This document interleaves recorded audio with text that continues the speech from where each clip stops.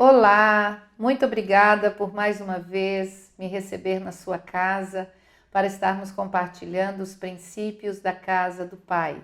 Estamos na 7ª semana e nós estaremos entregando hoje ou entendendo hoje a respeito da 6ª chave. E nós vamos estar compartilhando hoje sobre a chave da proteção.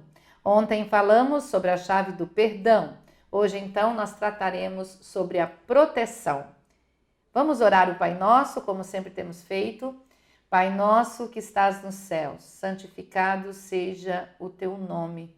Venha a nós o teu reino, seja feita a tua vontade, aqui na terra como é feita no céu.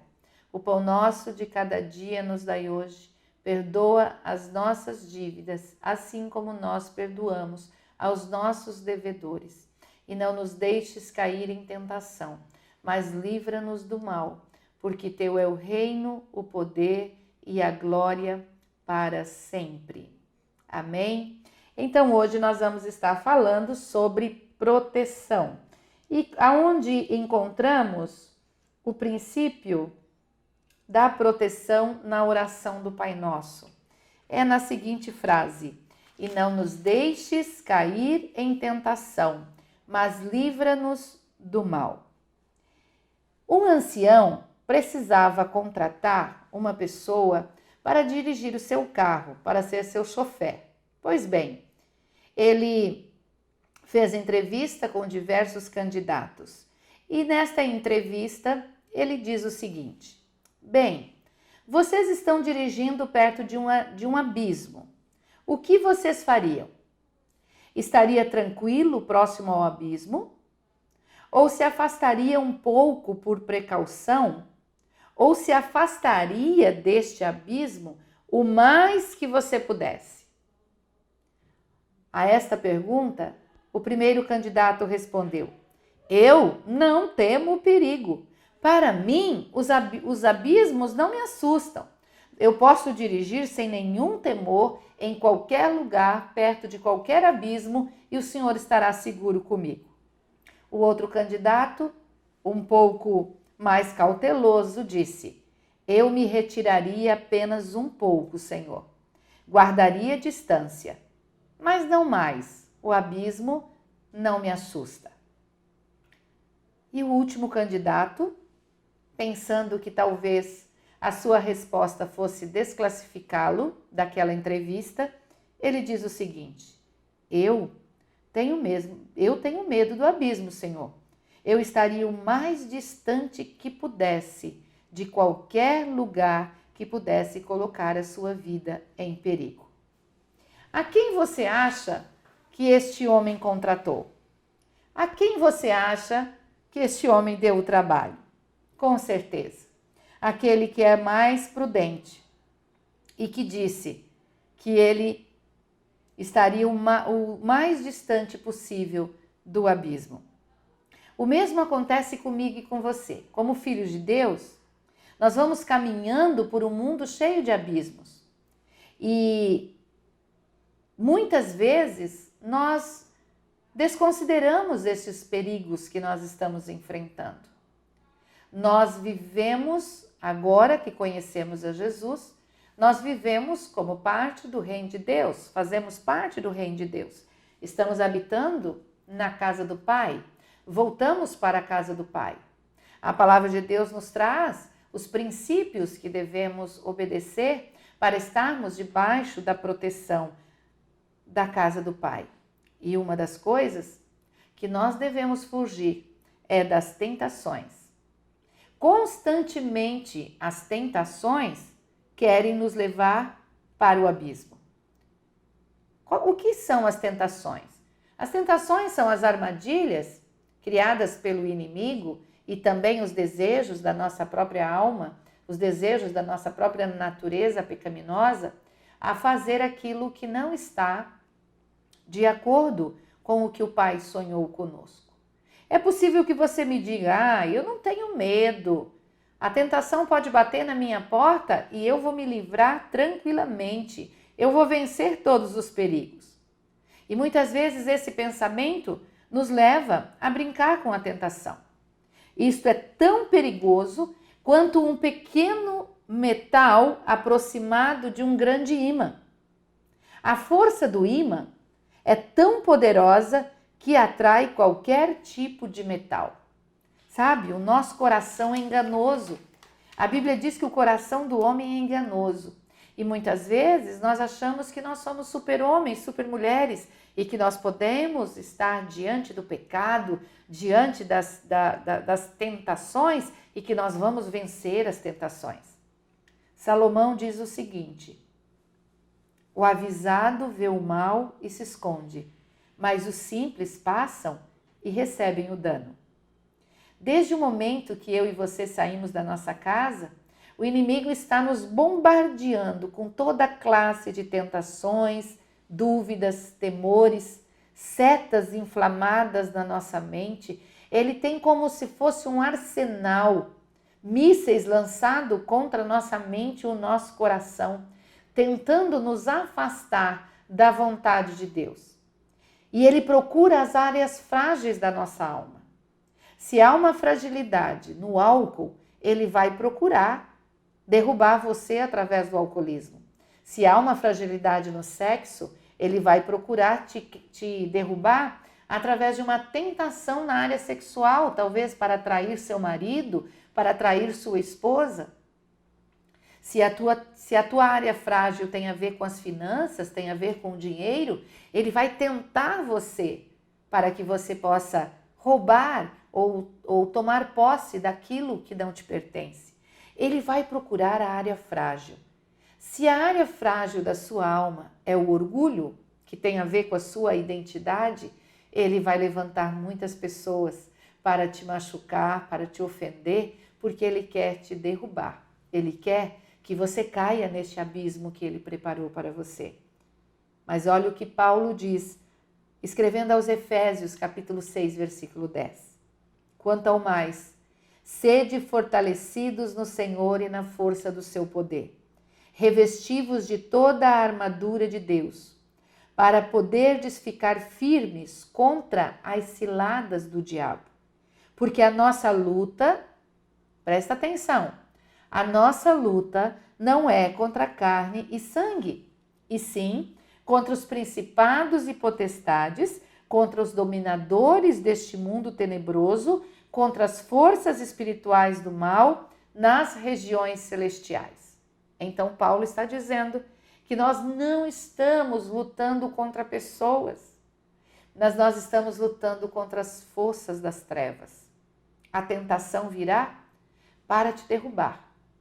Mas além de tentar derrubá-lo através da desobediência à palavra de Deus, porque quando vem uma tentação, eu e você temos o direito de escolher se vamos obedecer a Deus ou se vamos ceder à tentação. Se obedecermos a Deus, permanecemos debaixo da sua proteção. Se desobedecermos a Deus, dando vazão à tentação ou aceitando aquilo que está sendo, nos está sendo oferecido, então nós passamos agora a estar debaixo das forças e do domínio das trevas. A segunda parte desta frase diz: livra-nos do mal. Existem duas forças que operam no mundo espiritual, o bem e o mal. Possivelmente você já tenha ouvido falar, ou talvez até mesmo você já tenha falado: eu não creio que exista o mal.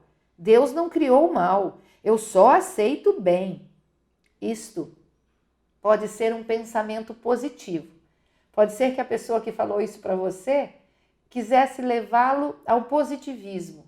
Não, se você acreditar que só tem o bem, o mal não vai chegar na sua casa. Se você for uma pessoa do bem, nada de mal lhe acontecerá. Mas a Bíblia não diz isso.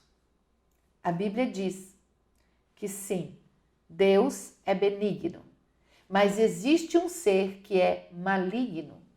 Ele mesmo é chamado de maligno, e este ser é Satanás. Então, existe um Deus benigno, cuja benignidade nos alcança, mas existe um ser maligno, que tenta nos destruir e lança o mal sobre a nossa vida durante toda a nossa existência. Se dissermos que não existe o mal, seria a mesma coisa de dizer que não existe noite, existe só o dia. Se dissermos que não existe o mal, é a mesma coisa de dizer Deus existe, mas o diabo não existe. A mesma Bíblia que diz que Deus existe é a Bíblia que diz que o mal, representado por Satanás, também existe. Lá no Éden, quando Adão comeu da fruta do conhecimento, ali aquela árvore era conhecida, era chamada a árvore do conhecimento do bem e do mal. O homem não precisaria conhecer o mal. O homem não precisaria acessar o mal, mas quando ele decidiu desobedecer a Deus e comer do fruto da árvore, ali ele acessou o mal. E ali ele entregou a autoridade da sua vida para Satanás. Agora, uma pessoa como eu e você, que já tenha experimentado o novo nascimento, porque durante todas essas ministrações da Casa do Pai, eu creio que você já entendeu o projeto que o Senhor tem para a sua vida e o Espírito Santo já produziu na sua vida o novo nascimento. Nós já passamos das trevas para a luz, pelo que então nós precisamos nos comportar como filhos da luz. Para o Filho de Deus poder vencer o mal, tem que primeiro passar por todos os passos que eu expliquei anteriormente. Ou seja, você é uma pessoa redimida dos seus pecados, que possui a autoridade. Lembra a chavinha da autoridade? Você foi redimido dos seus pecados, se tornou filho de Deus. Deus lhe entregou uma autoridade e esta autoridade é para ser exercida na dimensão do Espírito. Porque a nossa luta não é contra a carne, a nossa luta é contra o espírito do mal. Então, nós vamos exercer essa autoridade através do Espírito.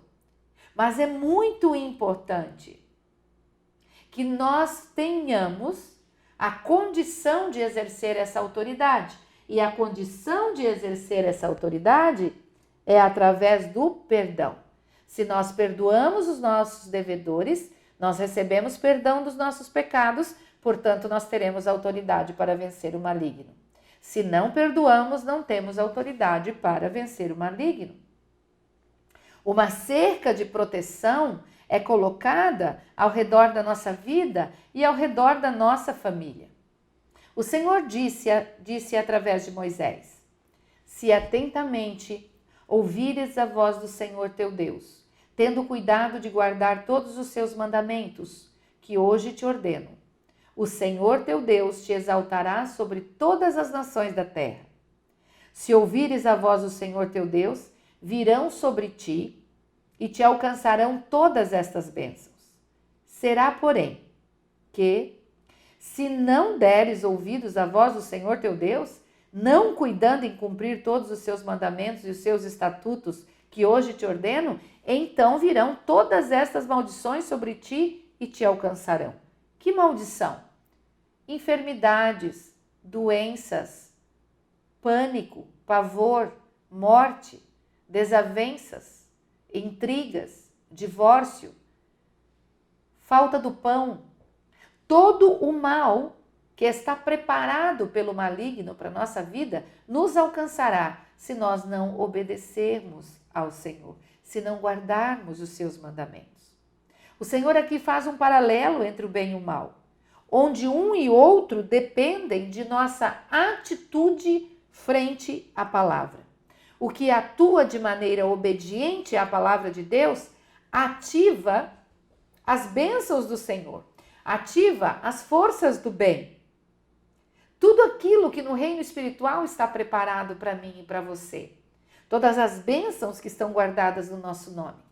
Porém, o que opera de uma maneira indiferente em relação aos princípios da palavra de Deus e mesmo conhecendo os princípios da palavra de Deus, não a obedece, com a sua própria atitude, vai pôr a trabalhar contra a sua própria vida todas as forças do mal, ficando completamente desprotegido e expondo a sua vida e a vida da sua família a uma destruição. A Bíblia diz que o diabo veio para matar, roubar e destruir. Mas Jesus veio para dar vida e vida em abundância. Para nós acessarmos essa vida em abundância, nós precisamos obedecer a palavra. Por este motivo, requer-se que nós, como filhos de Deus, sejamos firmes e obedientes na nossa fé. Não nos deixemos mover facilmente no nosso modo de pensar, no nosso modo de agir.